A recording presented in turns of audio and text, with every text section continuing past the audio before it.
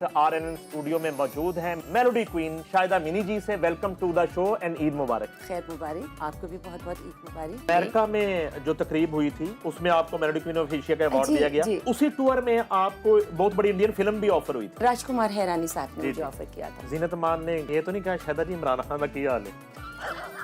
नहीं, उस वक्त उनकी बैटरी वीक हो गई थी जब मैं गई। यश चोपड़ा साहब के बेटे ने मुझे कहा आप मेरे साथ डांस करना पसंद करेंगे? मैंने क्या जवाब दिया? मैं पाकिस्तान जाकर डांस कर कर दीना कोई प्यार हमें ना चमदी डोला में मैं ना चमदी।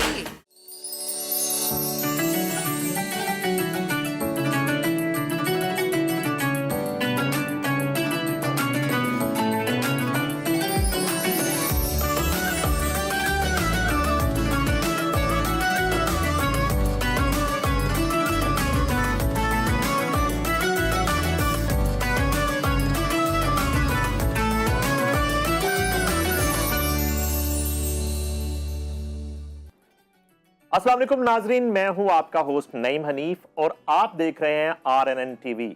नाजरीन, RNN टीवी की नशरियात दुनिया के 22 ममालिक में देखी जा रही हैं और तमाम ओवरसीज़ पाकिस्तानियों को, तमाम मुसलमान बहन भाइयों को मेरी तरफ से ईद मुबारक। और हमारे शो का नाम है ईद मुबारक और हस्बे वादा पूरी ईद जो है मुल्क के बहुत ही खूबसूरत और लेजेंडरी फनकारों के साथ हम सेलिब्रेट कर रहे हैं। आज भी बहुत खूबसूरत शख्सियत, बहुत खूबसूरत फनकारा, पाकिस्तान फिल्म इंडस्ट्री की बात कर लें, पाकिस्तान म्यूज़िक इंडस्ट्री की बात कर रहे हैं, सोशल वेलफेयर के मंसूबों की बात कर लें और खिदमत खल्क की बात कर लें। इनका सानी जो है हमें ढूंढने से शायद ना मिले और मैं बहुत ही एक दरीना ताल्लुक़ है इनके साथ। बड़ा अरसा इनको हमने कवर किया। आज हमारे साथ RNN स्टूडियो में मौजूद हैं, मेरी मुराद है मेलोडी क्वीन शाहिदा मिनी जी से। Welcome to the show and Eid मुबारक। जी बहुत शुक्रिया, खैर मुबारक। आपको भी बहुत बहुत ईद मुबारक और देखने वालों को भी। जहाँ जहाँ मुझे देखा जा रहा है बहुत बहुत मीठी मीठी। खूबसूरत तो आप हैं ही, लेकिन आज ड्रेसिंग जो है जो है ये कमाल ड्रेसिंग, ये हमारे हिस्से में जो ड्रेस आया RNN के, वो आप देखें कि ये किस्मत की बात होती है। आप लोगों की किस्मत बहुत अच्छी है। मैंने अभी जितने भी मैं करके आई हूँ ना शोज़ वगैरह, उसमें मैंने सारे सिंपल्स पहने, सादा, मतलब कि वन कलर पहनती मैं, वन कलर ही हूँ। लेकिन यहाँ मेरा दिल किया है कि थोड़ा सा मैं फैंसी हल्का सा टच दूँ, तो अपनों के साथ प्यार भी और होता है और उनकी बात भी और होती है।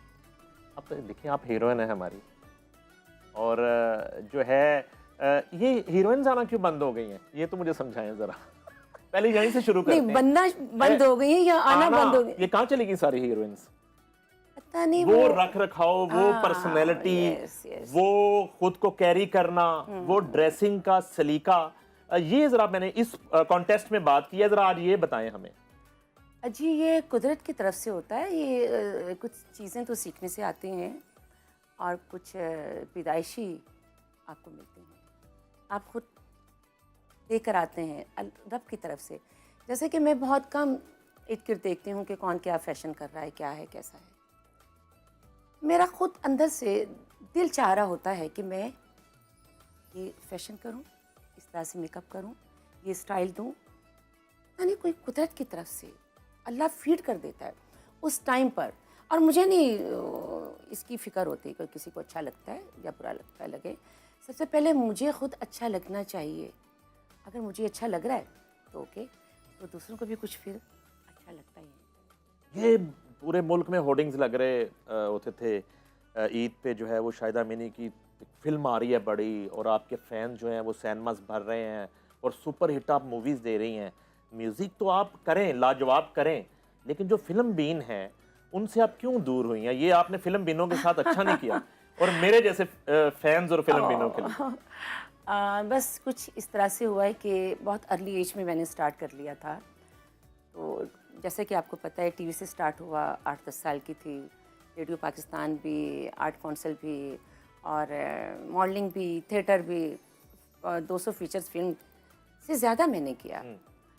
लेकिन पता नहीं कोई तसल्ली नहीं हो रही थी, कोई मज़ा नहीं आ रहा था। उनमें से आप अगर देखें तो उनमें से चंद ऐसी फिल्में हैं जो कि मैं कह सकती हूँ कि बड़ा मज़ा आया काम करके। बाकी जो मैं चाह रही थी उस तरह से नहीं हुआ, लेकिन एक बात ज़रूर है कि मुझे शनाख्त और पहचान बड़ी मिली फिल्म इंडस्ट्री से। जाहिर। आज भी मुझे लोग समझते हैं कि मैं फिल्मों में काम कर रही हूँ, और 3 बार मुझे इंडियन फिल्मों से ऑफ़र भी आई, जबकि जब मैं मेलोडी क्वीन ऑफ एशिया का मुझे अवार्ड और एजाज़ मिला जो उसके लिए अमेरिका में जो तकरीब हुई थी, जी जी जी उसमें आपको मेलोडी क्वीन ऑफ एशिया का अवार्ड जी, दिया गया, जी। और उसी टूर में आपको बहुत बड़ी इंडियन फिल्म भी ऑफर हुई थी। जी राजकुमार हैरानी साहब ने जी, मुझे जी। ऑफ़र किया था। उनको मैं अवार्ड देने के लिए गई थी, और प्लस मेरी परफॉर्मेंस भी थी, जी जी। और बेस्ट डायरेक्टर बेस्ट प्रोड्यूसर का उनका अवार्ड था। उन्होंने मुझे 2 बार ऑफ़र किया, जबकि हम लोग लाइव एक चैनल पर बैठे थे, उनका ही चैनल था प्रमोशन का, हम सारे।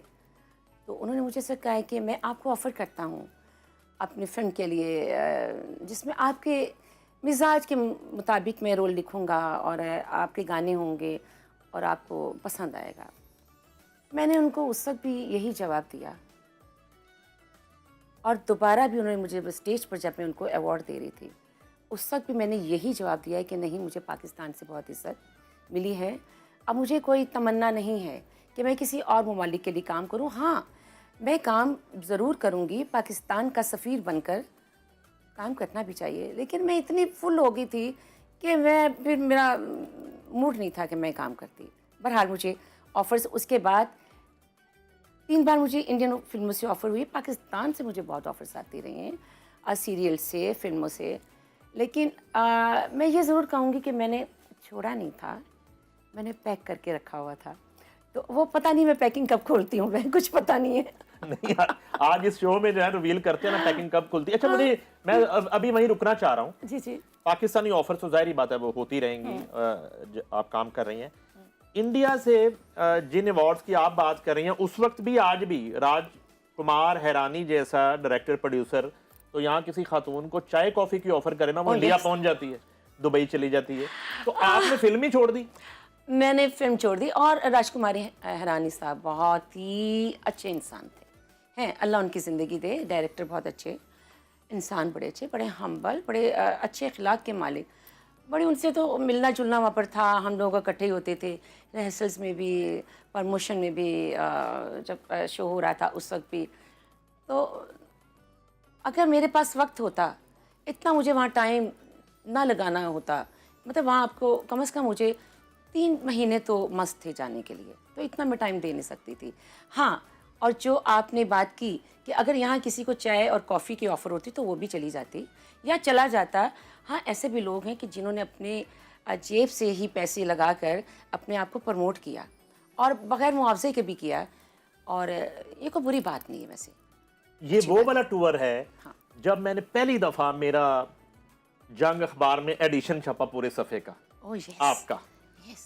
एक पेज ऐश्वर्या राय छपी मेरे नाम से, और दूसरा पेज शायद अमीनी छपी, आपको अगर याद हो वो एडिशन, बड़ा जी, यादगार। मुझे- ये वो याद वाला है। टूर है, मुझे याद अच्छा है। अच्छा। उस टूर में जो है किस किस इंडियन को मौका मिला शायद अमीनी से मुलाकात का, जरा वो नाम तो लें।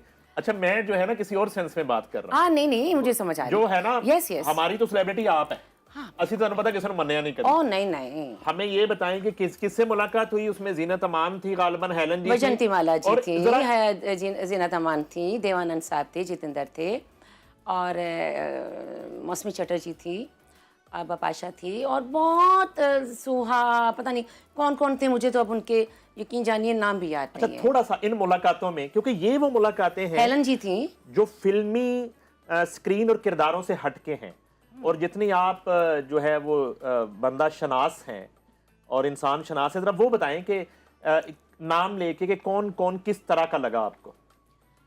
मुझे, आप यकीन जानिए, जो हकीकत है और सच है, वो बड़े प्रोफेशनल लोग हैं। अच्छा, वो बड़े प्रोफेशनल लोग हैं, उनको पता है, वो काम को समझते हैं। और जब आप मतलब कि हम लोग, मेरी सिलेक्शन हुई, मैं 3 बार गई हूँ। फर्स्ट टाइम जब मैं गई हूँ परफॉर्मेंस के लिए, मुझे नहीं पता था कि मैं इंडियन स्टार्स के साथ मैं परफॉर्म करने वाली हूँ। तो हम अपने पाकिस्तानी ही, जिस तरह से हम शोज़ के लिए जाते हैं, हमारे शोज़ बड़े अच्छे होते हैं अल्हम्दुलिल्लाह, लेकिन वहाँ जाकर मुझे पता चला कि आप इंडियन स्टार्स के साथ परफॉर्म कर रही हैं। मैंने कहा ये क्या बात हुई? आप मुझे बताते, जैसे पाकिस्तान और इंडिया की क्रिकेट का जब वक्त आता और है, एक जो तैयारी दो होती है और एक हाँ पूरा- तैयारी के साथ Yes. आते हैं, तो ये भी जी ये इसी तरह की बात है, तो आपने मुझे बताया क्यों नहीं? अरे नहीं, हमने आपकी परफॉर्मेंस पहले शो में देखा, आपकी परफॉर्मेंस देखी, हमने आपको सिलेक्ट किया है कि आप अच्छा। उसमें पता है क्या था?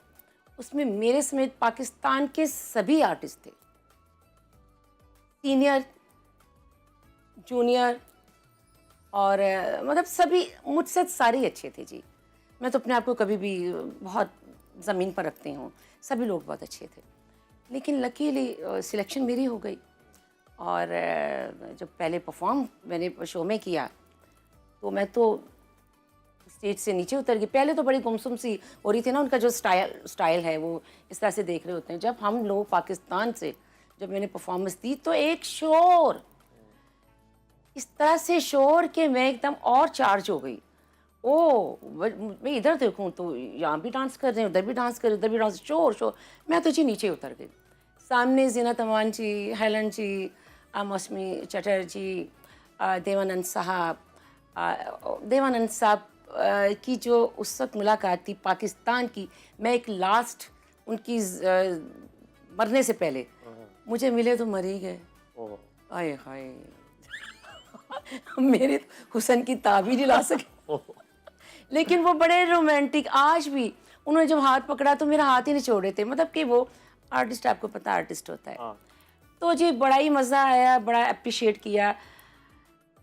जीनत अमान जी बहुत लाजवाब, बड़ी अच्छी इखलाक की, बहुत अच्छी हैं, आर्टिस्ट भी बहुत अच्छी थी और इंसान भी बहुत अच्छी। हेलन जी वो तो मुझे पकड़ पकड़ के, हाय तुम कितनी खूबसूरत हो, मेरी मेहमान बनकर आओ ना इंडिया में।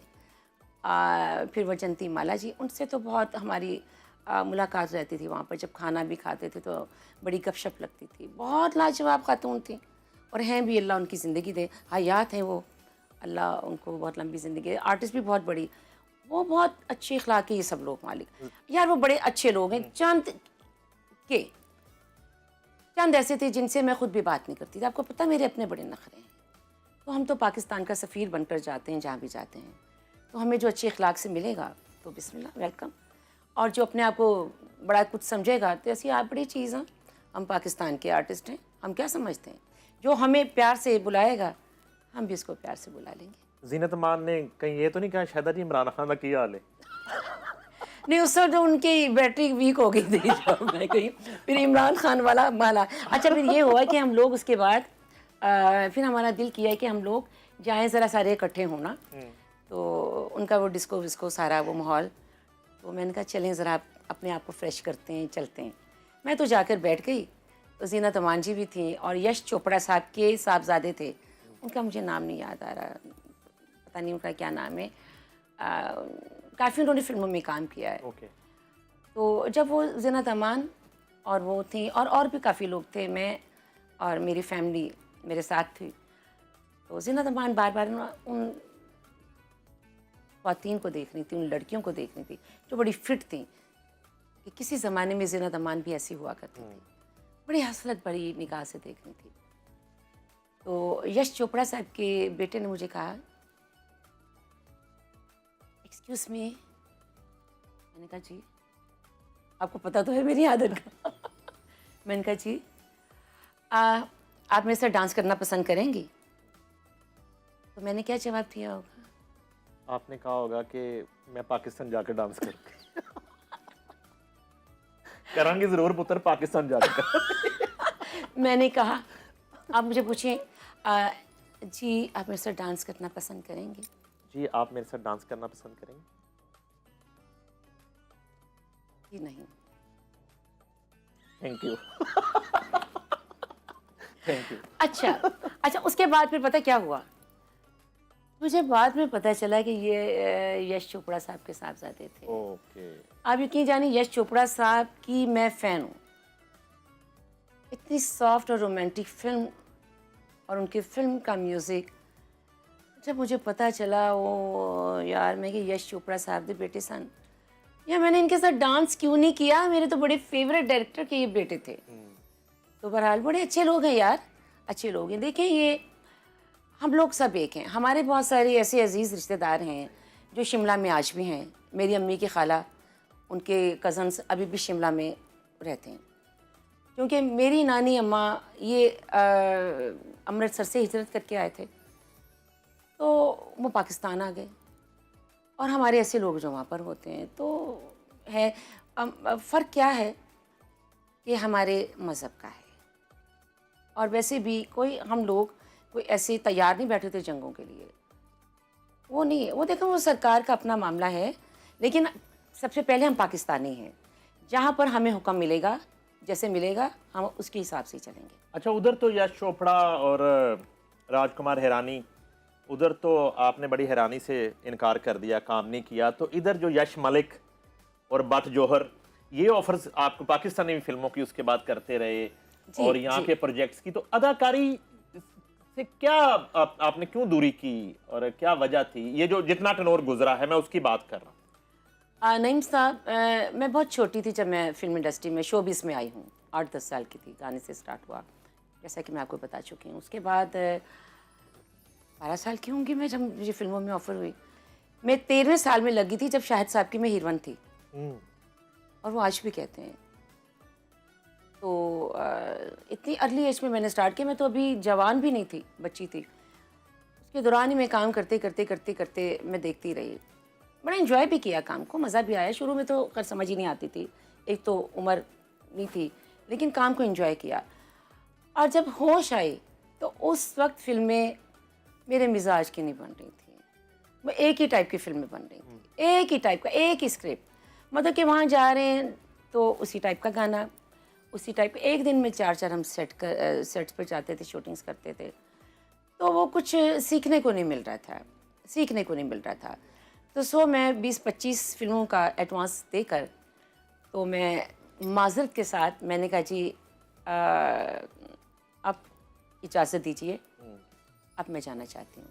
तो जैसे मैं जवान हुई, मैं फिल्म इंडस्ट्री से आ गई। ये किन किन हीरोज़ के साथ आपने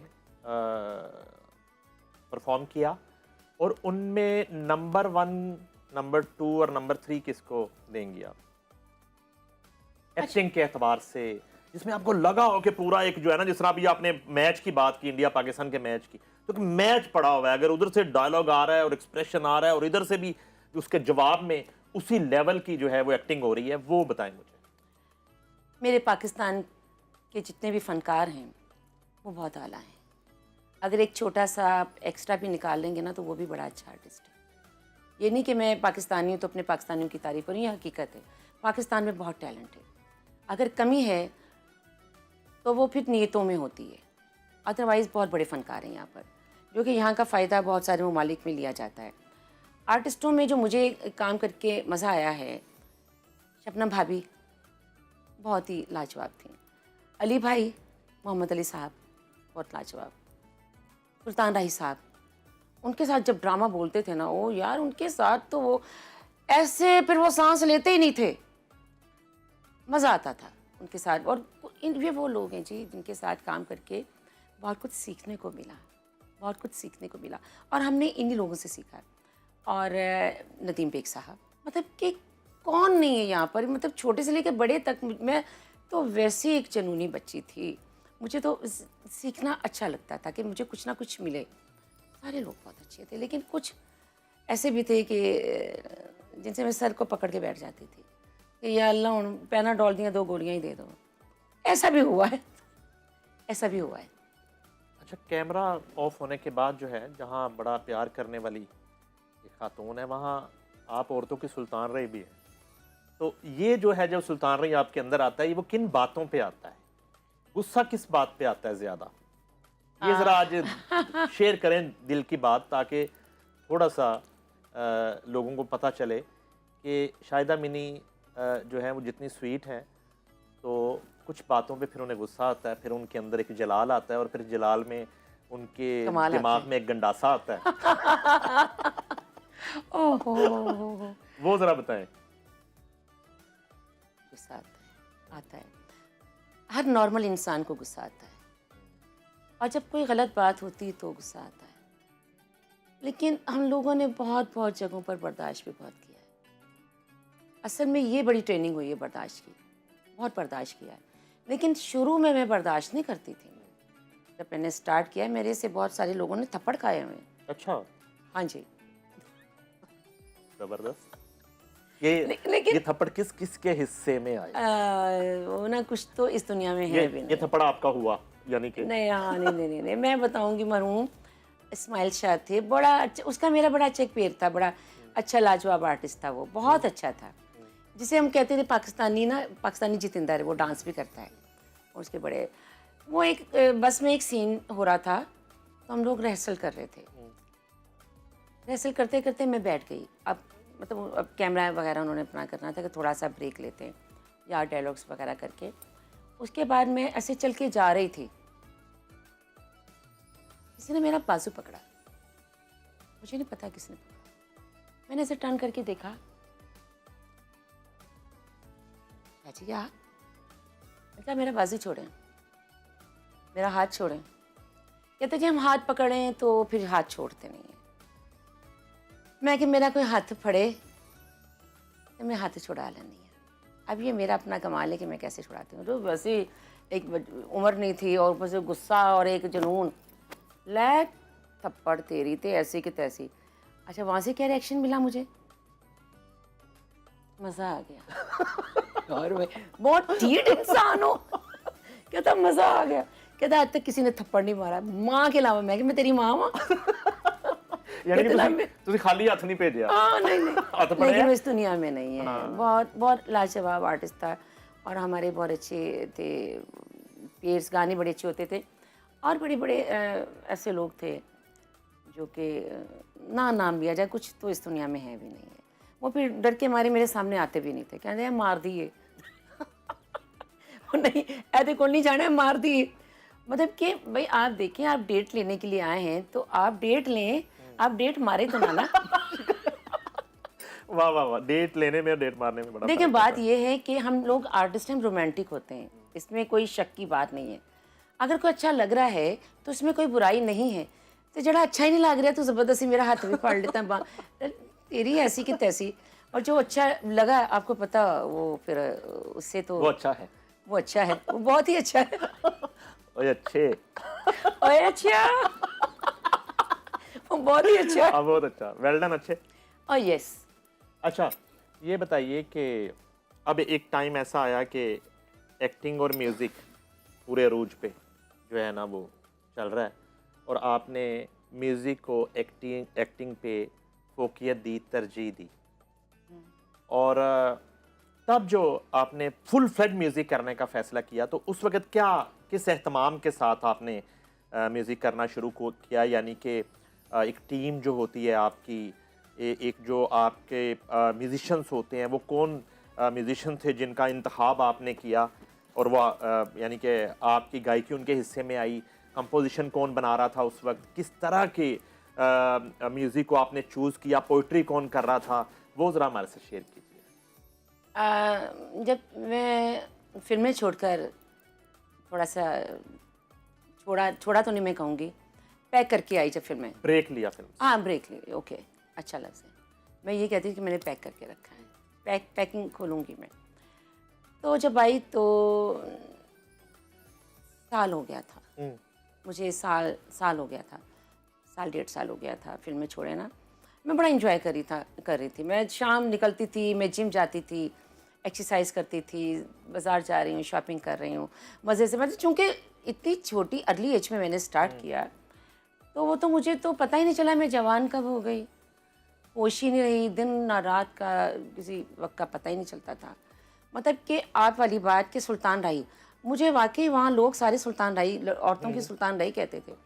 कह रहे जी 2 लोग ही हमें नज़र आते हैं वीकेंड पर भी, एक सुल्तान राही, एक शाहिदा मीना, बाकी सब छुट्टी करते हैं, आप लोग नहीं करते। मैंने छुट्टी भी नहीं की, मैं काम करती थी, मैंने बहुत काम किया अल्हम्दुलिल्लाह, और उसका अल्लाह ने मुझे बड़ा अच्छा रिजल्ट दिया, बड़ी इज़्ज़त भी मिली। तो जब आई मैं साल 1.5 साल के बाद, ऐसे शुगल में मुझे हमारे बड़े सीनियर प्रोड्यूसर, उनका मुझे फ़ोन आया, जो कि वो लोग हैं कि जो हमें एक अदारे में, टीवी के अदारे में लाने वाले लोग थे और उन्होंने बड़ा सपोर्ट भी किया हमें। ख्वाजा नजमुल हसन साहब, अच्छा। उनकी बड़ी इज़्ज़त करते हैं, बड़े सीनियर, बड़े अच्छे लोग हैं वो। और म्यूज़िक के हवाले से बड़ी उनकी कंट्रीब्यूशन जी बिल्कुल नो डाउट, बहुत समझदार हैं वो, खान साहब हैं अपने काम के। तो उनका ना मुझे हमेशा फ़ोन आता था, शायदा क्या तुम्हारा मूड नहीं, तुम कुछ करना नहीं चाहती? मैंने कहा बस अभी तो फ़िलहाल नहीं है, मैं नहीं करना चाहती। नहीं नहीं नहीं नहीं, आओ ईद शोज़ हैं, बताओ। एक सिंगर्स का है, गानों का है, और एक परफॉर्मेंस का है, तुम क्या करना चाहोगी? नईम साहब मेरे मुंह से एकदम निकल गया कि मैं गाना गा लेती हूँ। गाना गा लेती हूँ। वो कहते आओ गा लो। कहते आओ शाहिदा, तो मैं चाहता हूँ कि तुम आओ गाना गाओ। मेरे हिस्से में गाना आया चांदनी रातें, मैंने वो गाना गाया, और मेरे एक लंबा सा एक गैप था मेरा, लंबा सा प्रैक्टिस का, चूँकि मैं फिल्में कर रही थी, तो सिर्फ मेरी 6 महीने की मेरी तैयारी थी, वो मैं वैसे ही कर रही थी। वो ये नहीं था कि मैंने प्रोग्राम करना है, वो वैसे मैं कर रही थी, मैं अपने शौक से, यस अपने शौक से। तो वो मेरे हिस्से में गाना आया, वो गाना आया तो प्रोग्राम हुआ, मुझे वहाँ जाकर भी नहीं पता चला कि मुकाबला हो रहा है। और जब मुझे वो सिलेक्शन हुई मेरी, फ़रीदा खानम साहिबा, गज़ल गायक, बहुत बड़ा नाम, इकबाल बानो बहुत बड़ा नाम, इस दुनिया में नहीं है, रईस खान साहब बहुत बड़ा नाम, मेलोडी क्वीन, एजाज़ दे दिया मुझे, और सबसे ज़्यादा नंबर मुझे दे दिए मलका तरन्नुम नूरजहां जी का, जो मेरी रूहानी उस्ताद भी हैं, मेरी माँ भी हैं, उनका खराज तहसीन उनकी ज़िंदगी में था, और मेरे समेत 11 सिंगर्स थी, और मुझे उसमें सेलेक्ट कर लिया गया, और मुझे मेलोडी क्वीन का एजाज़ मिल गया। ले जी, आज जो है ना RNN TV पे ये कली खुली है, हालांकि शायद उसको उस दिन मेरी PTV तब बीट नहीं होती थी, तो आज इस बात का हमें पता चला कि इनको ये बताया भी नहीं गया कि वो कोई कंपटीशन है। Yes. ये तो एक ट्रिब्यूट टू मलका तरन्नुम नूरजहां जो हैं वो गा रही हैं, और सामने फ़रीदा खानम जी और उस्ताद रईस खान साहब, ये लोग बैठे हैं, इकबाल बानो और साहिबा, इकबाल बानो साहिबा बैठी हैं, बहुत बड़ा नाम है। और ख्वाजा नजमुल हसन साहब जो है वो प्रोड्यूसर हैं इस शो के, और वहाँ पे मैं जो नाम मेरे ज़हन में आ सके, मुनीज़ा हाशमी साहिबा भी उस फिल्म और वो JMPTV थी उस वक्त, जी जी मुनीज़ा हाशमी। जी जी जी बिल्कुल जी। फैज़ अहमद फैज़ साहब की साहबजादी जो हैं मुनीज़ा हाशमी साहिबा, जी, जी। और बड़ा एहतराम का मेरा भी उनके साथ रिश्ता है, वो उस वक्त की GMPTV थी, और ये लोग मौजूद थे, और शाहिदा मिनी जी ने चांदनी रातें परफॉर्म किया, और उसके अलावा जो नाम मेरे ज़हन में आ सकें कि इस शो में सायरा नसीम ने भी परफॉर्म किया, गालबन फरिया परवेज ने परफॉर्म किया, साइमा जहां ने परफॉर्म किया, हुमैरा अरशद ने परफॉर्म किया, शबनम मजीद ने परफॉर्म किया, साइमा जहां, हुमैरा शन्ना, और समीना इकबाल, और नसीबुल्लाल, और शाजिया मंजूर, जितनी खबर, शाजिया मंजूर नहीं थी। अच्छा, इन तमाम सिंगर्स ने वहां पे परफॉर्म किया, और जब ये शो खत्म होता है तो एक नतीजा, एक रिजल्ट अनाउंस किया जाता है, एक पर्चा निकल के आता है, और वो उस शो का हिस्सा है कि जहां पे रिजल्ट अनाउंस किया जाता है कि ये शो नहीं था, ये एक इनफैक्ट कंपटीशन था, और ये मेलोडी क्वीन कंपटीशन था, जो कि शाहिदा मिनी जी चांदनी रातें गाने से जीत चुकी हैं, और आपको अचानक ये पता चला? जी, मुझे आप यकीन जानिए, हकीकत है, मुझे बिल्कुल पता नहीं था कि ये मुकाबला हो रहा है, और जब वो अनाउंस कर रहे थे तो मुझे तो एक सख्ता सा हो गया था कि ये हो क्या रहा है मेरे साथ। बहरहाल जो भी हुआ, एक बहुत बड़ी जिम्मेदारी मेरे सर पे डाल दी गई, अल्लाह ने इज़्ज़त रखी। तो सबसे पहले मैंने अपनी माँ को फ़ोन किया था, अपनी माँ को बताया कि अम्मी आपकी दुआओं से आज मुझे बहुत इज़्ज़त मिली, हमेशा आपकी दुआओं से मैं यहाँ तक पहुँची हूँ। बड़ी खुश हुई, बहुत खुश हुई, और बस उसके बाद चलता रहा, एक जिम्मेदारी थी, फिर मैं थोड़ा सा सीरियस हो गई, तो बहुत तवज्जो के साथ में काम करने लग गई। नॉन सीरियस होके अवार्ड जीत ले? हाँ ना, ये तो बता रही हूँ मैं कि मुझे पता ही नहीं था। उसके बाद फिर मैंने अच्छे लोगों से रब्ता किया, उनसे कंपोजिशंस बनवाई, और बड़े आला म्यूजिशंस, जिसमें हमारा आज का बहुत बड़ा नाम साहिर अली बक्का साहब, जी जी, एक माशाल्लाह वो इस वक्त पूरी दुनिया में उनका नाम है, बहुत बड़े सिंगर हैं, उनकी कंपोजिशंस में हमने गाए। उस वक्त म्यूजिशंस थे, और क्या कमाल, वो ये सारे लोग जी लाजवाब लोग थे। ये जब अहमद अनीस साहब के सॉन्ग्स लिख रहे थे? अच्छा, उस वक्त इस लिखने से, कंपोजिशन से पहले की बात कर रही हूँ, जबकि वो म्यूजिशियन, अच्छा उससे पहले, ओके, अब वो गाने बजाते थे, और क्या बात है, चक्कू भाई चक्कू साहब हो गए, और मतलब और मुजाहिद मुजाहिद हुसैन हुसैन साहब, साहब, अतरे साहब, जुल्फार अतरे साहब, अकील रोबी साहब, वाह, ख्वाजा परवेज साहब, रियाजुर रहमान सागर साहब, रियाजुर रहमान सागर साहब, बड़े बड़े लोग जी, बड़ा बड़ा नाम, बहुत बात बहुत लोग। इनसे बहुत कुछ सीखने को मिला, और इन लोगों ने बहुत अच्छा काम किया जो हमारे क्रेडिट में जाता है आज भी। अच्छा, उस वक्त मौसीकी का वर्ल्ड कप जीत के आपने माँ जी को फोन किया, अपनी माँ और को अच्छा फोन किया। तो मैडम से मुलाकात कब हुई फिर उसके बाद आपकी? मैडम जी मेरी रूहानी उस्ताद, मेरी दूसरी माँ, वो बीमार थी, वो कराची थी, और अच्छा, तो वो कराची जा चुकी थी? जा चुकी थी, वो लाइव थी, वो ओके। उनकी मौजूदगी में, उनकी ज़िंदगी में, वो उन्हीं को हम खराज तहसीन जाहिर पेश है, कर रहे थे, और वो लाइव थी वो, और वो बड़ी खुश हुई थी उस वक्त, क्योंकि वो तो वैसे भी मुझे अपनी बेटी कहती थी। फोन पे बात हुई होगी?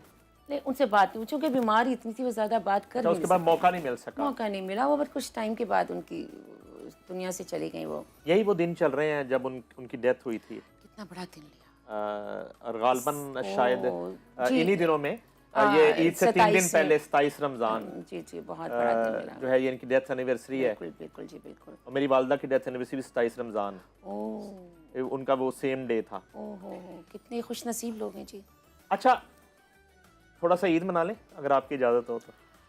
हाँ, ज़रूर, इसलिए कि देखिए मेरी माएँ, जिसमें से मैडम नूरजहान बहुत पहले चली गई, आपकी वालदा वो भी मेरी माँ थी, और मेरी माँ वो भी पिछली ईद में इस दुनिया में थी, इस साल वो नहीं है, लेकिन हम ईद मनाएंगे, क्योंकि देखने वालों को हम कभी उदास नहीं करेंगे। अच्छा, इस ईद पे तो जाहिर है कि थोड़ी उदासी है, वैसे जो है ईद बचपन की ईद, और फिर लड़कपन की ईद, और अब जब आप जवान होंगी, शुक्र है कि आपने बचपन की ईद जी, नहीं जी, कहा। जब आप जवान होंगी, बचपन में नहीं हूँ, जवान हो गई हूँ, अब तो रेशमा जवान हो गई है। बचपन की ईद, देखो लड़की प्लीज। Oh yes.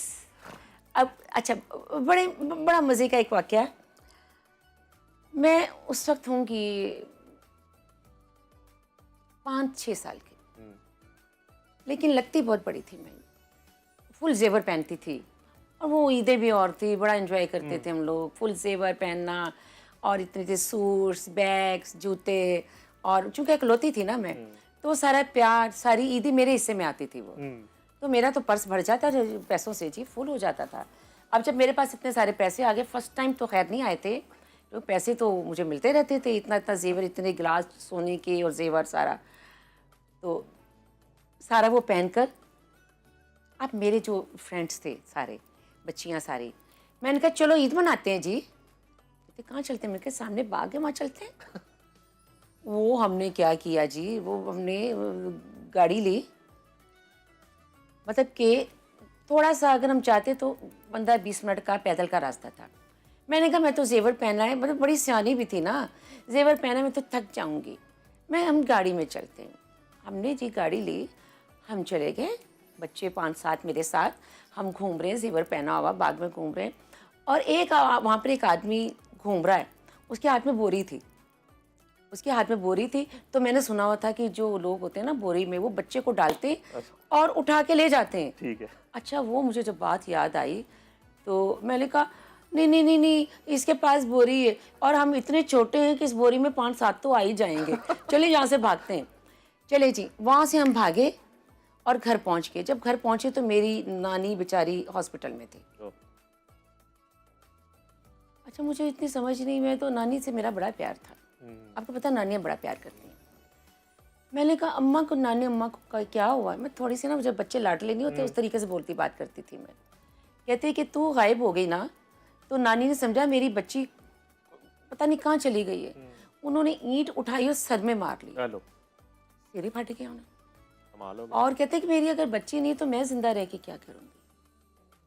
ऐसे भी मेरी ईदें थी, लेकिन नानी को अल्लाह ने बचा दिया, लेकिन बड़ी शरारती बड़ी थी मैं। अच्छा शायद ये कुकिंग नहीं करती आप बिल्कुल, ये हमेशा से जो है ना, कुकिंग नहीं करती। मैं ही ओला रखे है कि कर दियो, ठीक है। इधर हाथ में नहीं, हाँ यस, मैं बताता हूँ उसमें क्या हुआ। हाँ जी, एक लतीफा मैं आपसे शेयर कर। जी जैसे सुहेल वड़ाई साहब का प्रोग्राम है ना जी, तो उन्होंने वो घुसना होता है उसमें, खाने के टेबल पे भी, तो उसमें होता है जी घर दिखाना है और घर का जो है ना वो किचन दिखाना। तो इसी तरह मैं करता था ARY में लाइव सैरी ट्रांसमिशन। तो मैंने ARY होशियारियाँ के सेट पे था, तो मुझे अचानक से फ़ोन आया कि सैरी करनी है। मदिया नकवी जो है वो कराची स्टूडियो में, तो मैंने शायद को फ़ोन किया, मैंने कहा सैरी जो है वो आपके साथ करनी है हमने। तो अभी इतना और आधा घंटा रह गया लाइव जाने में। तो अब इन्होंने कहा कि मैं खाना शाना तो मैं इस वक्त मैं कहाँ बनाऊंगी, तो ना मैंने बनाना है, तो तुम जावेद साहब को फ़ोन करो तो वो खाना ऑर्डर कर देंगे।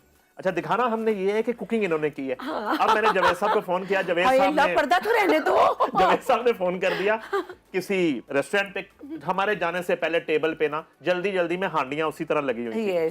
अब जो है ना मैंने आया DSN जी, हम लोग एक कल्चर पे तो दिखा रहे थे ना हांडियां वो कच्ची, और अब हमने दिखाना जी कि शाहिदा मिनी जी ने आज सैरी में क्या क्या कुकिंग की है। और ये आज मैं लाइव चल रहा है, राज अफशा का। तो हम दोनों बैठ गए डाइनिंग टेबल पे और मैंने कहा जी क्या क्या बना है सैरी में। अब शायद जी को थोड़ा सा ना कुछ याद है क्या क्या खाना आया, तो उन्होंने कहा मैंने देखे ना आपकी वजह से इतनी जल्दी जल्दी मैंने वो चिकन कढ़ाई नजर आ रही, कढ़ाई बनाई, मैंने देखे ये कोरमा बनाया है, ये माश की दाल है, ये और इतने ये पराठा है। जो है कैमरा मैन पता नहीं अदील यासर था मेरे साथ या फैसल था, तो वो थोड़ा क्लोज गया तो एक हांडी पे लिखा हुआ बंदू खान, ठीक है। और मुझे कराची ऑफिस से फोन आया कि कैमरा हटवाएं, हांडी पे बंदू खान लिखा हुआ है, ठीक है। तो वो हम पकड़े गए क्योंकि शायद जी ने अल्लाह के हुक्म से कुकिंग कभी की नहीं, अपने हाथ से कुकिंग करती थी माँ जी। जब भी कभी घर जाना तो उन्होंने हमें फोन करके पूछ लेना, इन्होंने कहना जी अम्मी पूछनी क्या खाना है, पालक गोश्त खाना है आप, और हमने अब बता दें दाल चावल उनके हाथ के बहुत खाए। और बाकी डिशेस भी होती थी, पूरा बुफे लगता था। तो उस दिन हम पकड़े गए दोनों, और वो बंदू हाँ की हांडियां थी और हमने शो किया, शायदा जी ने हांडी पकाई। क्लोज जो है ना ये जूम कैमरे का, ये कभी कभी बंदे को अच्छा वो उसने जानबूझ के किया है, ना करे। नहीं जानबूझ के नहीं किया, वो बेचारा हांडी दिखा रहा सी, ओदे जो बंदूका सामने तो नाम आ गया। अच्छा ऐसा नहीं है कि मैं कुकिंग करती नहीं हूँ, कुकिंग मैं करती हूँ, और जब मैं करने पर आती थी, आपने वैसे मुझे कम से कम साल हो गया है कि मैंने साल से कुकिंग नहीं की, लेकिन मैं बहुत रेगुलर नहीं करती, बहुत जब मूड हो। और सर्दियों में वैसे गल सुनो ना करो कौन सी सर्दियों में, जी ज्यादा सर्दी होती है थोड़ी जी घट सर्दी। मुझे ये बताएं, चले छोड़े, आप नाजरीन को ये बताएं कि करेले गोश्त की रेसिपी क्या है। चले रेसिपी बताएं ना हमें, अभी पता चल जाता है कैसे बनाएंगे। करेले गोश्त तो मेरी माँ से अच्छा कोई भी नहीं बनाता था, मेरी अम्मी जैसे और मेरी खाला जैसे कोई करेले गोश्त बना। अच्छा मैं कोई की मुराद है कि मैं अपनी फैमिली की बात कर रही हूँ, आप ना ये ना कहिएगा कि मतलब फैमिली में मेरी माँ करेले गोश्त ओहो एंड लास्ट में मैंने अपनी माँ के जो लास्ट हाथ से खाया वो करेले गोश्त दिखाए थे। और दूसरा कीमा भर के करेले, वो मेरी खाला, वो कीमा भर के करेले बनाती थी। धागा वो कहना मैं धागा जी अंदर चला गया तो फिर धागा इंज खिंचा गया सी। देखो ना सारियां डिशा अम्मी खाला जा रही हैं। कुछ अंडे का आमलेट बनाना आता है, कैसे बनता है वो बताएं, कैसे बनता है वो? आप प्याज, अच्छा जो मैं बनाती हूँ जी बताएं। मैं ना करें बताएं सही, तो थोड़ा सा हम क्या कुकिंग का प्रोग्राम कर रहे हैं, बताएं सही। हद हो गई है, लोग जानना चाहते हैं कि एडी बड़ी सेलिब्रिटी हद हो गई है, किचन में कभी जाती होगी? जाती हूँ ना, मैंने आपको किचन में जाते नहीं देखा। चलिए आज बता दें ना। देखिए अच्छा, मैं इस टाइप की आमलेट से आसान कुछ है? नहीं, मैं बड़े बड़े मुश्किल खाने हरीसा तक बना लेती हूँ। मैं आपको बताऊँ इस तरह वो आपको मैं खड़ा करके कि अभी आप नईम साहब यहाँ पर खड़े रहें, मैं आप, लेकिन आपको वहाँ पे 6, 7, 8 घंटे रुकना पड़ेगा। हरीसा बड़ा टाइम लेता है। मैडम थोड़ा बताएं तो सही कैसे बने। अच्छा कैसे बनेगा हरीसा? अच्छा ऑमलेट जो मैं बनाती हूँ ना, अच्छा मैं खुद प्याज कभी नहीं काटूंगी, मुझे स्मेल आती है। अच्छा। लेकिन ये सारी चीजें ना काट के बना के रखें, मैं सिर्फ आऊंगी और मैं सिर्फ कुकिंग करूंगी। अच्छा। और मैं ये चीजें मेरी रेडी। आप आई तो सारी चीजें क्या कटी हुई देखती हैं? कभी नहीं भी कटा होता था ना, मैं कहती मैं प्याज नहीं कटना मैं। अच्छा। क्योंकि वो बड़ी स्मेल आती है। प्याज मस्ट है ऑमलेट में, मुझे प्याज वाला ऑमलेट बड़ा पसंद है। अच्छा उसमें टमाटर मैं बहुत पसंद करती हूँ, उसमें हरी मिर्चें बड़ी पसंद करती हूँ, उसमें मैं ग्रीन धनिया बड़ा पसंद करती हूँ।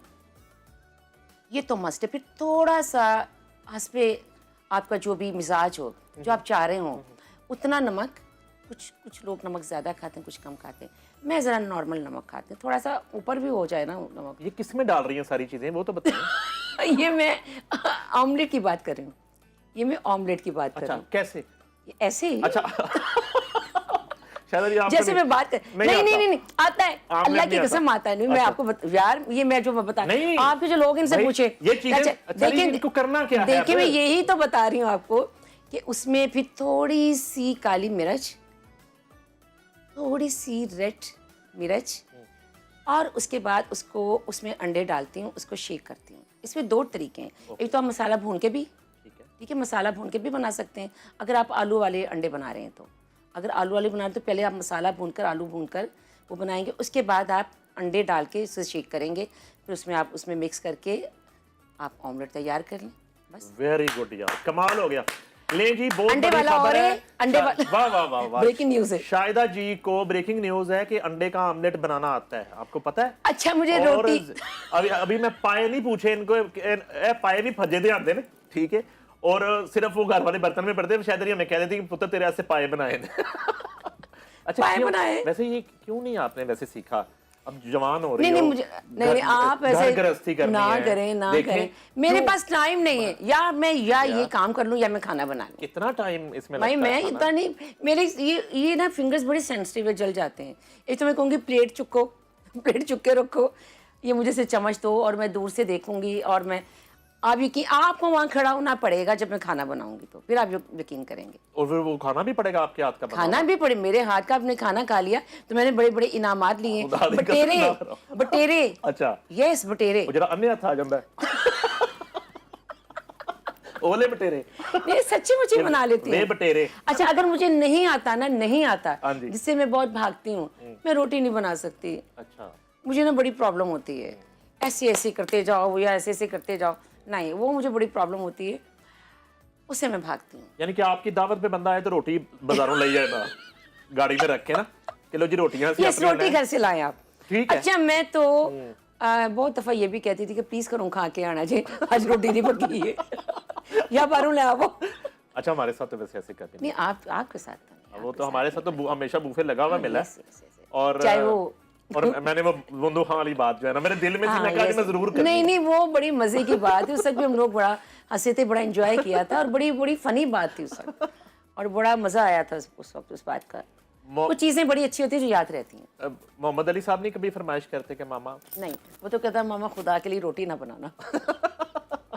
वो तो हाथ बांध देते जब छोटे होते थे ना कि खुदा का वास्ता आपने रोटी नहीं बनानी, कहता आपसे अच्छी रोटी तो मैं ही बना लेता हूँ। मेरी रोटी इधर उधर जा रही है, बड़ा एक डिज़ाइन होता है रोटी का, रोटी नहीं बना सकते, बड़ा मुश्किल है रोटी बनाना। ईदी लेना अच्छा लगता था, ईदी देना ज्यादा अच्छा लगता है? एक ज़माना था ईदी लेना बहुत अच्छा लगता था, और अब भी अच्छा लगेगा अगर मेरे अब हिसाब से मुझे ईदी मिले तो। एक होती है ना, पहले तो हमें वो थोड़े पैसों में भी गुजारा हो जाता था, कोई 1000 2000 में 5000 में। मैं तो सवाली बची ही नहीं ना सा, मैं तो मेरी तो ईद की शॉपिंग ही बड़ी सॉलिड होती थी, इतना इतना जेवर बनता था मेरा, और हर ईद पर कुछ ना कुछ नया जेवर बनता था मेरा। सोने के गिलास बन रहे हैं, सोने के जेवर बन रहे हैं, सोने के पर्स बन रहे हैं, अकलौती बच्ची दुल्हन थी। टाइप ईदी होती थी। हाँ जी बहुत मेरी मज़े की ईदी होती थी, अकलौती औलाद के बड़े मज़े होते हैं। और अब ईदी देना अच्छा लगता है, लेकिन अब ईदी वो लेना अच्छा लगता है जो अब मेरे मिजाज के हिसाब से हो। थोड़ी सी ईदी से तो बात ही नहीं बनती। ईद जो है अब बहुत अच्छा पैकेज हो तो फिर तो आपको लेना अच्छा लगता है। यस जवेद साहब से मुज़ाकरात भी होते हैं ईद पे कभी कि जवेद, अब वो बड़ी पुरानी ईद हो गई है। नई ईद की बात करें, अब तो थोड़ी झिझक होती ईद मांगते हुए भी, क्योंकि अब उस ईद से कुछ भरता नहीं है ना। अब मुझे आप यकीन जानिए कि उनसे कहना भी अच्छा नहीं लगता मुझे, लेकिन मेरे लिए यही ईद है कि अल्लाह उनको सलामत रखे। आमीन आमीन। बड़े खूबसूरत इंसान है। बिल्कुल नो डाउट, बिल्कुल। अच्छा, नया क्या अब करने जा रही हैं, कोई शेयर करना चाहेंगी अपने नाजरीन के साथ ईद के मौके पे, ख़ास तौर पे म्यूज़िक प्रोजेक्ट के हवाले से? म्यूज़िक की बहुत सारी चीज़ें हैं, बहुत बड़ा अच्छा म्यूज़िक इंशाल्लाह सरप्राइज़ है, और इंशाल्लाह जल्दी देंगे। एक चीज़ हम मिस कर गए पहले वाली गुफ्तगू में, लेकिन शो में तो मिस नहीं करेंगे। क्या? आपको ऑफर हुई कि एक आप होस्टिंग करें। अच्छा, वो तो पहले भी आपको ऑफर्स हो रही थी काफ़ी, लेकिन फिर जब बतौर होस्ट एक शो बना, तो वो शो का नाम था शायदा मिनी शो। जरा वो हमारे साथ शेयर करें, वो एक्सपीरियंस कैसा रहा, आपका होस्टिंग का एक्सपीरियंस कैसा रहा। और समय में शायदा मिनी शो चल रहा है नहीं, और नहीं, आपके सामने बहुत बिजी गेस्ट है। अभी देखें, तो मैंने आपके लिए शायदा टाइम मिनी निकाला है। शायदा मिनी शो बिल्कुल नहीं चल रहा है, नईम साहब शो चल रहा है। नहीं, नहीं, और उस समय भी मुझे शायदा मिनी शो में आपने बहुत सपोर्ट किया था। नहीं नहीं, सपोर्ट नहीं, हमारे लिए आपने तो मुझे बहुत सपोर्ट किया था। प्राउड मोमेंट था आपका कि हम हिस्सा थे शो के। मेरे शो की कामयाबी में आपका बहुत हाथ था। रुखसाना नूर साहिबा स्क्रिप्ट लिख रही थी उस शो का। Oh, yes. और सबसे मजेदार बात और ये आपने थी, भी बहुत हमें नहीं। आईटीएस दिए, ढेरों आईटीएस दिए आपने बिल्कुल। मुझे। अच्छा, मुझे ज्यादा मजा पता क्या है, जो आपका वो आइडिया था कि आपने कहा कि शो तो बड़े होते रहे, थोड़ा हटके ये है कि हम इस शो में नया टैलेंट जो है मुतारफ करवाते हैं। और Oh, कितने yes. नए आर्टिस्ट जो Oh, आपने yes. मुतारफ करवाए। मैं अभी नाम लेना शुरू करूं तो वो किन किन उसके बाद शोज का वो हिस्सा बने और कहां कहां वो आर्टिस्ट पहुंचे जो बड़ी आपके खुशी, शो में। बहुत खुशी होती है मुझे, बहुत खुशी पप्पू हुई है। सम्राट कोरियोग्राफर थे, याद है, रिहर्सल्स करते थे। और कितना एंजॉय करते थे वाह वाह हम वाह लोग वाह रिहर्सल वाह, में भी। जिंदगी थी उस शो में Oh, पूरी, yes, पूरी शायद लाइफ मुझे थी। बड़ा अच्छा एक्सपीरियंस था मेरा, बड़ा अच्छा एक्सपीरियंस था। लेकिन बस टाइम बड़ा देना पड़ता था, क्योंकि मैं खुद चाहती थी, सिलेक्शन होती थी। और आपको तो पता ही है, उस शो को डिज़ाइन करने में, बनाने में, हमारी हेल्प करने में खुदा के बाद आपका बड़ा हाथ था। आप तो सब जानते हैं। ड्रेसेस बन रहे होते थे Yes. और पीटीवी के अंदर रेसल चल रही हैं, आपके घर पे भी रेसल चल रही हैं। यस यस, कमाल माहौल बहुत था। अच्छा टैलेंट निकला उससे। वाह, बहुत वाह, अच्छा गाने वाले, बहुत अच्छे डांस करने वाले, बड़े अच्छे लोग सामने आए। अब कुछ लोग तो ऐसे भी होते हैं जो मानते भी नहीं हैं। अच्छी बात है वो सामने आ गए, उनका रोजी रिज़्क़ का सिलसिला चला। शायद मिनी शो दोबारा बनना चाहिए, ये मेरी बड़ी ख्वाहिश है। और ज्यादा मुझे मजा पता किस बात का आ रहा है कि अब मेरे सामने वो शक्लें आ रही हैं। मैं कितने नाम लेना चाह रहा हूँ कि जो जिनको पता नहीं कहाँ से हमने ढूंढ के लाए के आए, और उनकी रिहर्सलें हो रही हैं, और उसके बाद उनमें कुछ छुपा टैलेंट था, छुपा टैलेंट था जो कि हम उनको वर्ल्ड में ले जा सकते हैं। वो इतना बड़ा टैलेंट था, लाजवाब गाने वाले लोग थे। म्यूजिक सुनती हैं आप? किसको सुनती मेरा हैं? म्यूजिक का काम है। किसको सुनती हैं? देखें, जो मैंने बहुत सुना हुआ है ना, मैंने खान साहब मेहंदी हसन साहब, गुलाम अली खान साहब, फरीदा खानम साहिबा, लता मंगेशकर, मैडम नूरजहान तो हैं ही, वो तो हैं ही। और इसके अलावा बहुत सारे हमारे वो लोग जो बहुत लाजवाब लोग हैं। अगर मैं नाम लेना शुरू कर दूं तो वो तो फिर एक तवील लिस्ट है ना, तो ख़त्म नहीं होता। तो फिर एक वक्त होता है कि उस वक्त जिनको मैं सुन रही हूँ, उस वक्त उन्हीं को सुनने का मूड है, मैं सिर्फ फिर उन्हीं को ही सुनूंगी। अगर लता मंगेशकर को सुन रही हूँ तो फिर उन्हीं को सुनूंगी। और खान साहब मेहंदी हसन साहब हैं, मैडम नूरजहान हैं, गुलाम अली खान साहब हैं, ये जो बड़े लोग हैं सुनती हूँ, फरीदा खानम साहिबा हैं। लेकिन इसके लिए बड़ा वक्त चाहिए होता है म्यूज़िक सुनने के लिए। एक ज़माना था मैं गाड़ी में बड़ा म्यूज़िक सुनती थी, अब मैं गाड़ी में म्यूज़िक लगाती ही नहीं हूँ। ये वो काम है जो आपकी थेरेपी करता है। अच्छा म्यूज़िक आपकी थेरेपी करता है। तो रास्ते में इतने काम होते हैं कि रिकॉर्डिंग्स पर आना है, हाँ जी कितने पहुँचना है, कितने आना है, कि तो थेरेपी तो रह जाती है जी। तो ये बड़ा फिर वो माहौल बना हो, सॉफ्ट लाइट हो, सॉफ्ट म्यूज़िक हो, तो फिर आप बड़ा रिलैक्स करते हैं। छोटा सा रैपिड फायर आपके साथ खेलना अभी बनाया मैंने जेन में। अरे और उसके बाद अल्लाह जो है खैर करे, फिर मैम बड़ा खूबसूरत म्यूजिक भी करेंगे। एक नाम का आपने इंतखाब करना है फौरी तौर पे, जो कंपैरेटिवली आपको बेहतर लग रहा हो। कंपैरेटिवली कुछ नहीं होता, ये बड़ी मुश्किल बात होती है कसम से। समझो करेले आमलेट बनने लगा। ओ करेले आमलेट, वही बनना है। करेले और आमलेट इकट्ठा, यस।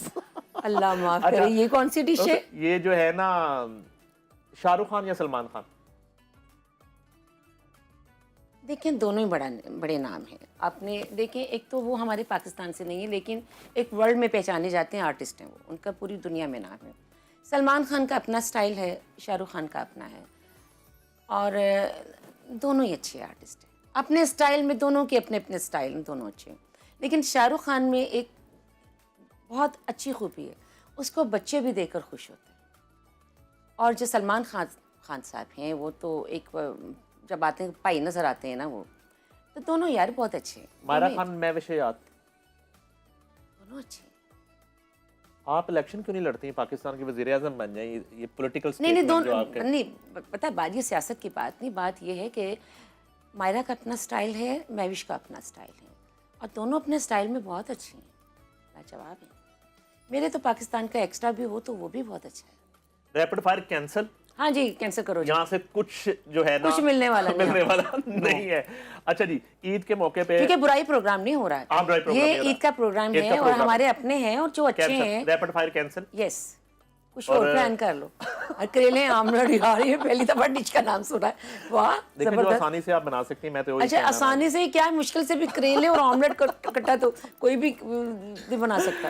अच्छा शाहिदा जी, दुनिया भर में आपके देखने वालों को, पाकिस्तानी फैंस को एक पैगाम आपने देना है, और उससे पहले जो है शोहदा जो है हमारे पाक फौज के, जो हमारी सरहदों के मुहाफिज हैं, जिनकी वजह से आज हम एक पुरफिजा माहौल में, पुरअमन माहौल में हम ईद का शो भी कर रहे हैं और ईद भी मना रहे हैं, और पूरे पाकिस्तान के अवाम जो हैं एक सिक्योर जिंदगियां गुजार रहे हैं, उनके लिए कुछ करें। मेरा जी सलूट है, सलाम है पाक फ़ौज को। मैं हमेशा पाक फ़ौज के साथ थी हूँ। ये हमारे मुल्क के वो मुहाफिज हैं, ये वो चौकीदार हैं, ये वो बड़े लोग हैं जो हम लोग सर्दियों में भी आराम कर रहे होते हैं, गर्मियों में भी एसियों में बैठे हैं और सर्दियों में भी हीटरों में बैठे हैं। वो कहाँ सर्दियों में होते हैं हमारे फ़ौजी, और गर्मियों में भी कहाँ होते हैं। और शहादतें हमारे जवान जो बच्चे हैं उनकी शहादतें होती हैं अपने पाकिस्तान मुल्क और कौम की खिदमत करते करते। वो भी तो माओं के बच्चे हैं ना।